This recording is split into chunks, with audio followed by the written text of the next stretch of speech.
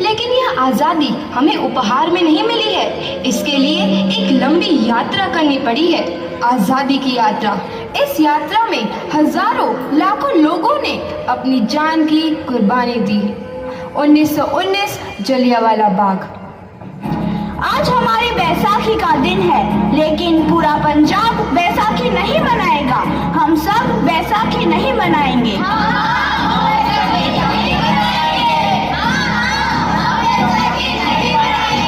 जब तक हम अंग्रेजों को भारत से बाहर नहीं निकाल देते, पूरा पंजाब बैसाखी नहीं मनाएगा।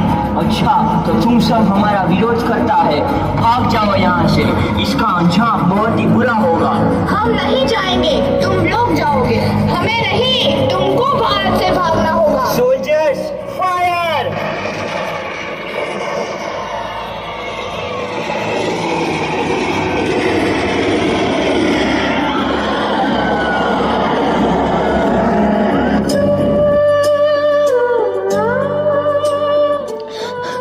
ये जमीन हमारी, ये धरती हमारी, ये खेत हमारे।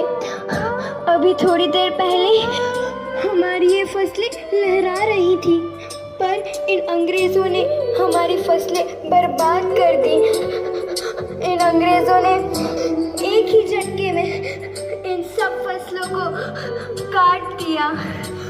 अंग्रेजों, तुम्हारे इस अत्याचार से हम डरेंगे नहीं।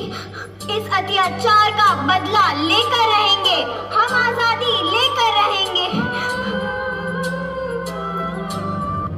जलियांवाला बाग हर हिंदुस्तानी की आंख नम कर गया। इस कांड में कितने मासूमों की आहुति चढ़ गई, इतनी हैवानियत से इंसानियत कत्ल कर दी गई। जलियांवाला बाग के हत्याकांड ने आजादी की आग में घी देने का काम किया। मासूम औरतों, बच्चों के दर्द भरी चीखें और सिसकियां इनकलाब का गूंज बनकर उभरी। लाला लाजपत राय, भगत सिंह, राजगुरु, सुखदेव सरीखे क्रांतिकारियों ने भारत की इस जमीन से विदेशी दरिंदों को निकाल फेंकने के मंसूबे मजबूत कर लिए। 8 अप्रैल 1929 लाला लाजपत राय के नेतृत्व में साइमन कमीशन के खिलाफ एक भारी जुलूस निकाला गया। साइमन कमीशन वापस जाओ। साइमन कमीशन वापस जाओ। साइमन कमीशन वापस जाओ। साइमन कमीशन वापस जाओ। साइमन कमीशन वापस जाओ। Simon commission go back. Simon commission go back. Simon commission go back. Simon commission go back.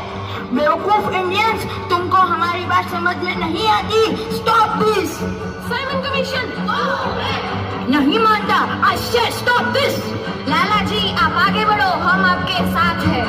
लाला जी, संघर्ष करो, हम आपके साथ हैं। लाला जी, संघर्ष करो, हम आपके साथ हैं। लाठीचार्ज करो!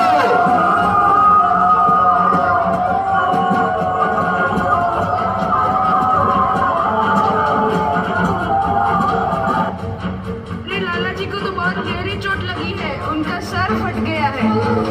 मेरे शरीर में लगी एक एक लाठी अंग्रेजी सरकार के कफन में कील का काम करेगी। ये आजादी की लड़ाई रुकनी नहीं चाहिए। ये जिम्मेदारी मैं तुम सबको सौंप कर जा रहा हूँ।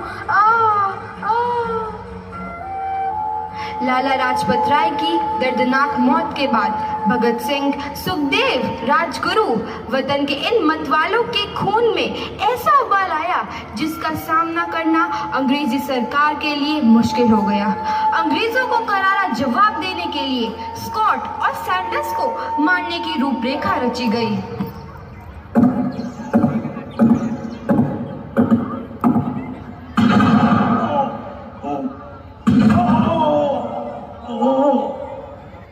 सैंडर्स मारा गया। चारों तरफ तहलका मचा था। दीवारों पर लिखा था, लाला जी की मौत का बदला ले लिया गया है। भगत सिंह समेत सभी वहां से फरार हो गए।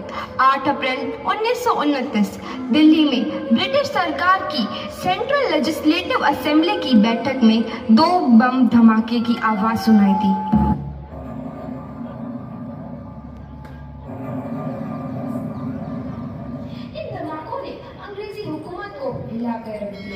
इस घटना को अंजाम देने वाले भगत सिंह, राजगुरु और सुखदेव ने अपने आप को अंग्रेजों के हवाले कर दिया। 1930 को अदालत ने अपना फैसला सुनाया। मुलजिम भगत सिंह, मुलजिम राजगुरु, मुलजिम सुखदेव को दफा 121 और दफा 302 के तहत ये अदालत तीनों को मुजरिम करार देती है और इस गुस्ताखी के लिए ये अदालत इन तीनों को सजाए मौत की सजा सुनाती है। सरफरोशी की तमन्ना अब हमारे दिल में है, देखना है जोर कितना बाजुए कातिल में है।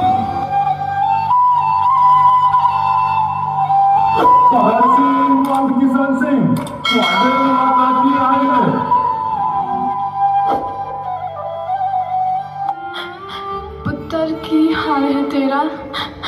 मैं चंगा हूँ माँ, फिक्र करने की कोई गल नहीं। पुत्र, मेरा दिल तेरी तरह पत्थर दिल नहीं होगा। तेरी ये गला सुन के मेरा कलेजा फटे जा रहा है।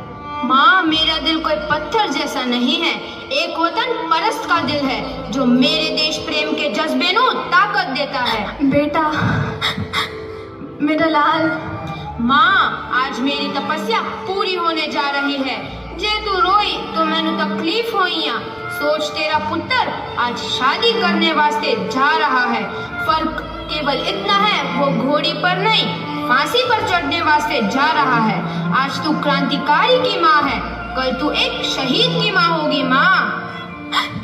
पुत्र भगत, तू इतनी छोटी उम्र में हम सबको छोड़ के चला जाएगा? तूने जिंदगी में देखा ही क्या है पुत्र? मैंने अपनी माँ देखी है, जिसने मुझे एक ही बात बताई है कि बेटे, अपने देश के लिए एक बार मरना 100 बार जन्म लेने के बराबर होता है। अच्छा माँ, अब आशीर्वाद दे, आखिरी बार विदाई लेने का समय आ गया है। भगत, मेरे लाल।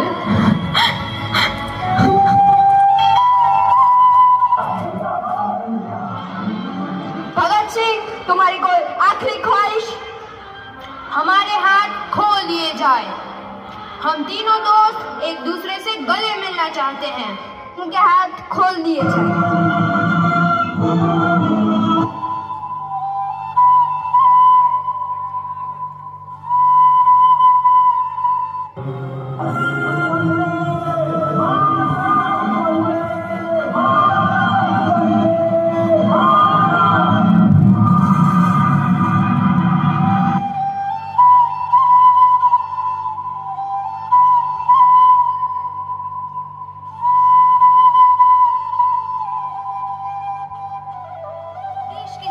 नौजवान के मन में आजादी की नई उमंग हिलोरे लेने लगी। अंग्रेजों भारत छोड़ो का नारा जोर पकड़ रहा था। सबने एक आजाद भारत का सपना देखना आरंभ कर दिया था। हर कोई अपने अपने ढंग से इस महायज्ञ में अपनी आहुति दे रहा था। सुभाष चंद्र बोस, रानी लक्ष्मीबाई, तात्या टोपे और मंगल पांडे जैसे शहीदों की कुर्बानी रंग लाई। 15 अगस्त 1947 को भारत आजाद हुआ।